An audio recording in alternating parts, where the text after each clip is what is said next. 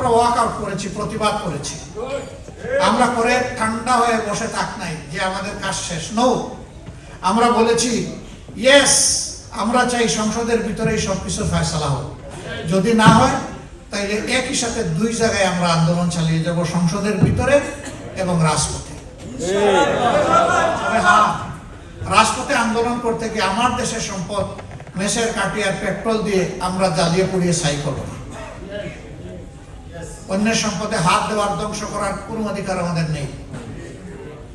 আমাদের সন্তানরা শিখিয়ে গেছে ওগুলা ছাড়াও যারা অটোক্রেটিক, যারা ফ্যাসিস্ট, যারা কর্তৃত্ববাদী শাসক, তাদেরকে বিদায় দেওয়া যায়। এমনকি তারা দুপুরের ভাত না খেয়ে দেশ থেকে চলে যেতে পারে। আবার কেউ চলে যেতে গিয়ে কলা পাতার উপরেও ঘুমায়, তাই না? আমাদের সন্তানদের হাতে একটা দাও ছিল না, একটা সুরাও ছিল না, একটা রডও ছিল না, একটা হকি স্টিকও ছিল না। এরকম একজন শিশু যোদ্ধার মাকে আমরা সংসদে এবার মনোনয়ন দিয়েছি। গতকাল তিনি শপথ নিয়েছেন। আমি তার বাড়িতে গিয়েছিলাম গত রমজানের আগের রমজান। একটা মসজিদে ছিলাম 10 দিন, বের হয়ে শহীদদের বাড়িতে গেলাম। তো ও বাড়িটাও গিয়েছিলাম।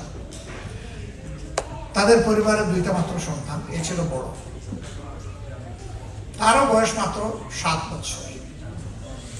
ওই টিভিতে দেখছে, দেখে বলছে বাবা আমিও যাবো যুদ্ধে, আমার নিয়ে যাবো।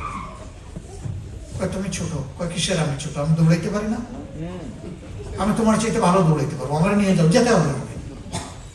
তার পীড়াপিড়িতে বাবা তাকে রাজপথে নিয়ে। তখন তো সারা দেশ ছিল শেখ মুজিবুর রহমান, মুজিবময় দেশ। যেদিকে যাবে হয় মুজিব, না ওনার ফ্যামিলি। মনে হয়েছে ওনারা দেশের মালিক আর আমরা ছিলাম বাড়াটিয়া।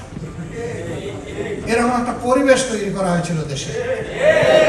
এই শিশু বাচ্চা কে তার এই স্লোগান শিখাইল? সে রাস্তায় গিয়ে স্লোগান দিচ্ছে নারায়ে তাকবীর, আল্লাহু আকবার। তারপরে বলতেছে শেখ মুজিব ঘোড়ার ডিম, জাতির পিতা ইব্রাহিম। আমি তার বাবারে জিজ্ঞেস করলাম আপনি কি রিহার্সেল দিয়েছিলেন? আল্লাহর কসম আমি তো জানি না যে সেই স্লোগান দেবে। ওই ছেলেটার নাম ছিল জাবির ইব্রাহিম। এই ছেলের কাছে আমরা ঋণী না?